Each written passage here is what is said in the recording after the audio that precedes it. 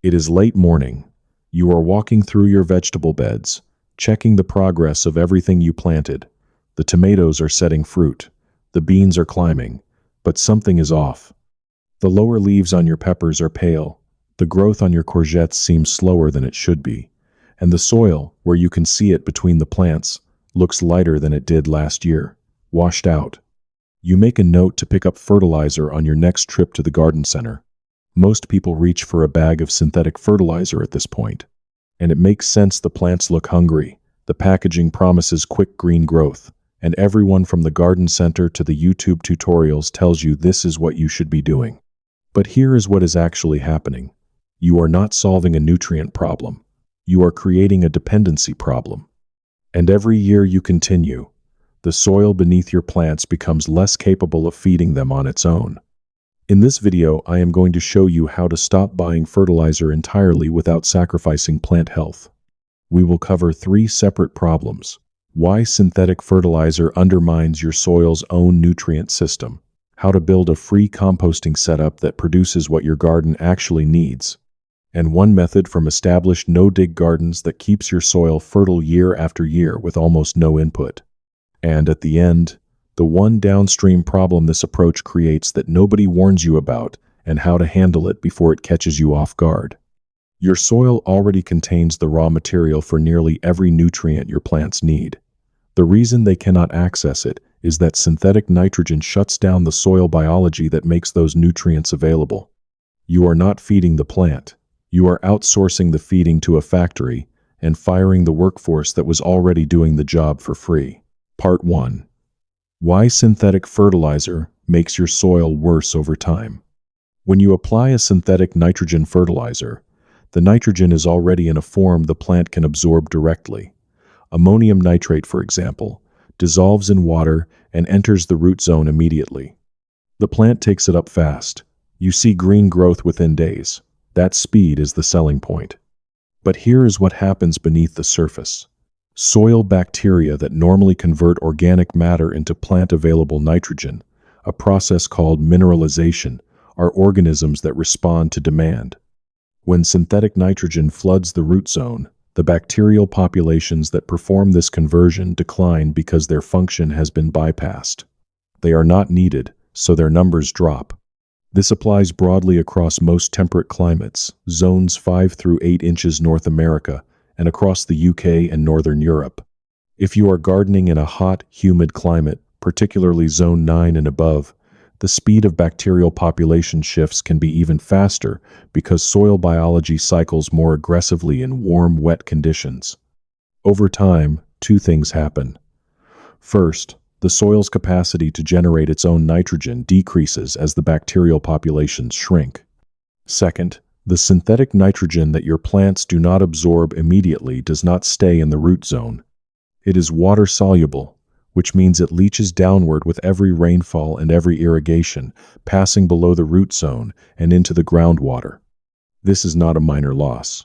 Research on temperate agricultural soils consistently shows that 30 to 50% of applied synthetic nitrogen leaches out of the root zone before the plant can use it. That is nitrogen you paid for, washing away, while the soil's own system for producing it has been weakened. The second mechanism involves phosphorus. Most garden soils contain significant reserves of phosphorus locked in mineral form. In a biologically active soil, mycorrhizal fungi attach to plant roots and extend their hyphae outward, effectively increasing the root system's reach by up to 100 times. These fungi secrete organic acids that dissolve mineral phosphorus and trade it to the plant in exchange for carbohydrates the plant produces through photosynthesis.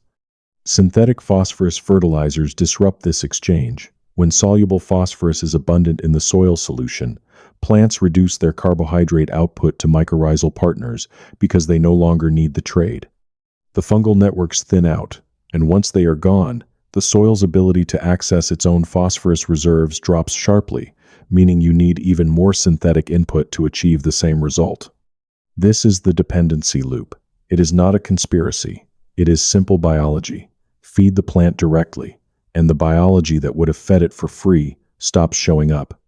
Now, Everything I just described explains why synthetic fertilizer weakens your soil over time. But the real question is not what to stop doing, it is what to do instead.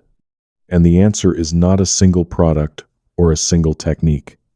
It is three separate approaches that each feed your soil biology in a different way.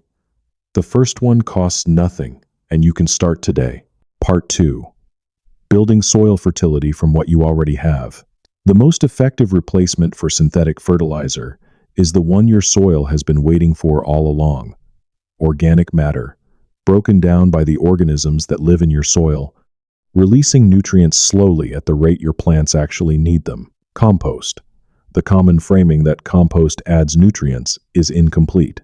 Compost works in three ways simultaneously. First, it contains nitrogen, phosphorus, and potassium in slow-release organic form.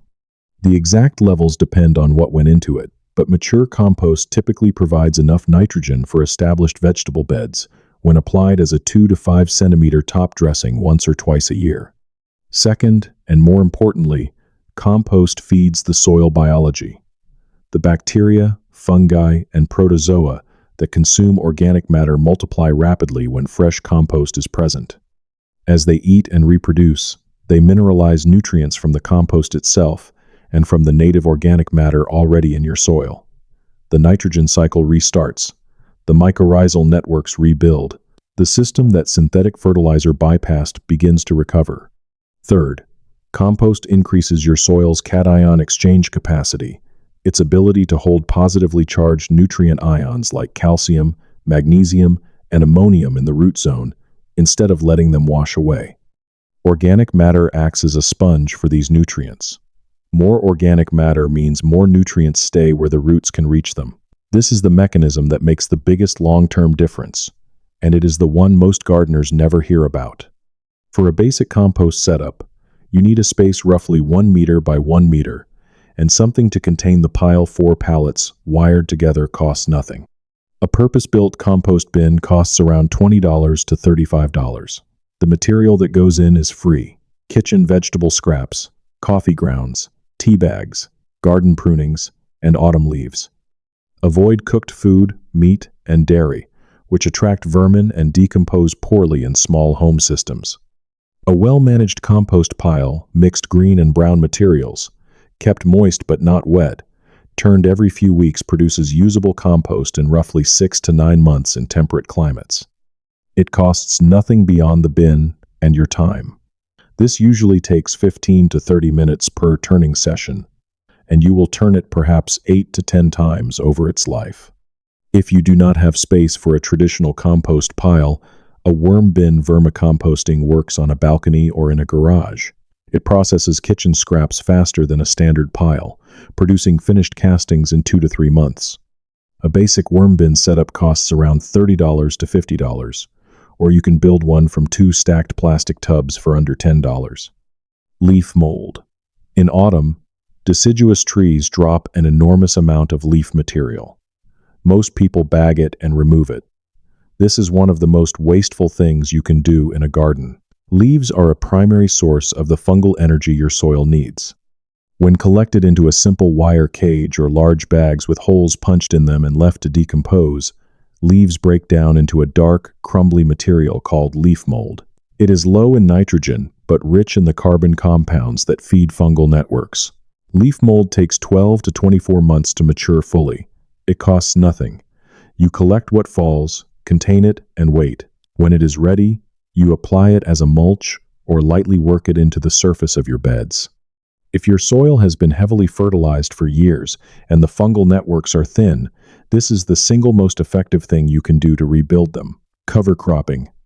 During any period when a bed would otherwise sit empty over winter, or between spring and summer crops, sowing a fast-growing cover crop keeps the soil biologically active instead of letting it go dormant.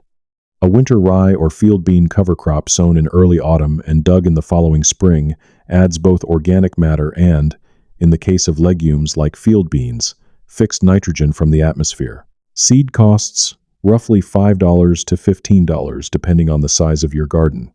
The benefit is not just the organic matter itself. It is that living roots were present in the soil during those months, feeding the biology continuously, instead of leaving the soil bare and biologically inactive. If you do not want to dig in a cover crop, and in a no-dig system you would not, you can cut it at the base and leave the foliage as a mulch, then compost the roots in place. The root mass breaks down and feeds the same biology, just more slowly. This applies in most temperate climates.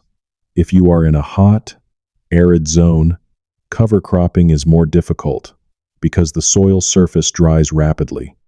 In those conditions, a thick organic mulch applied after clearing the bed protects the surface and feeds biology as it slowly breaks down. If you do not have reliable information about which cover crops suit your specific climate, your local agricultural extension service is a better source than any general recommendation. Part 3. The system that keeps your soil fertile year after year. There is a reason established. No-dig gardens often require less compost over time, not more. When the soil biology is intact and the structure is not repeatedly disrupted by tilling, the nutrient cycle becomes increasingly self-sustaining. In a no-dig system, organic matter is added to the surface as compost or mulch. It is never turned in. Earthworms pull material downward as they feed, mixing it naturally into the soil profile.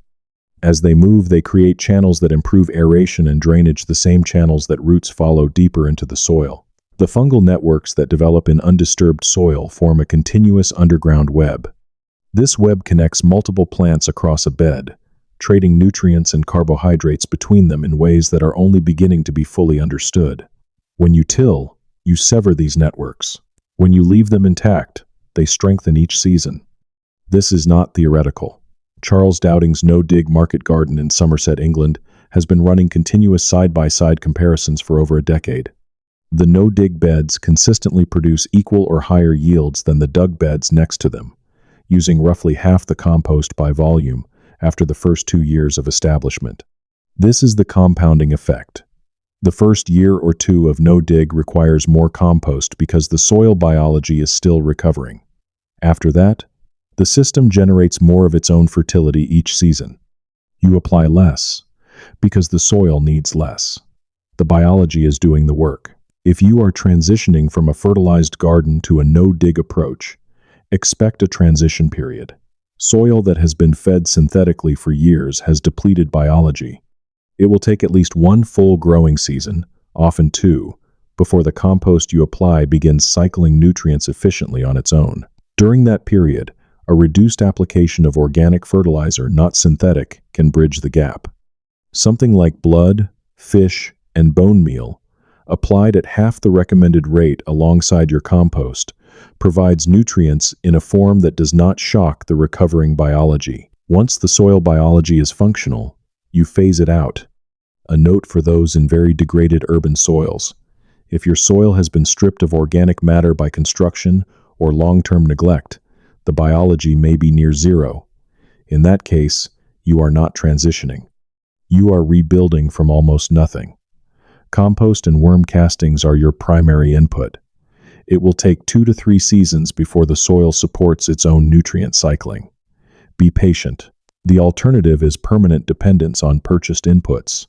Once you stop using synthetic fertilizer and start feeding your soil biology instead, you will notice something within the first season. The texture of your soil begins to change. It holds moisture longer. It feels softer underfoot.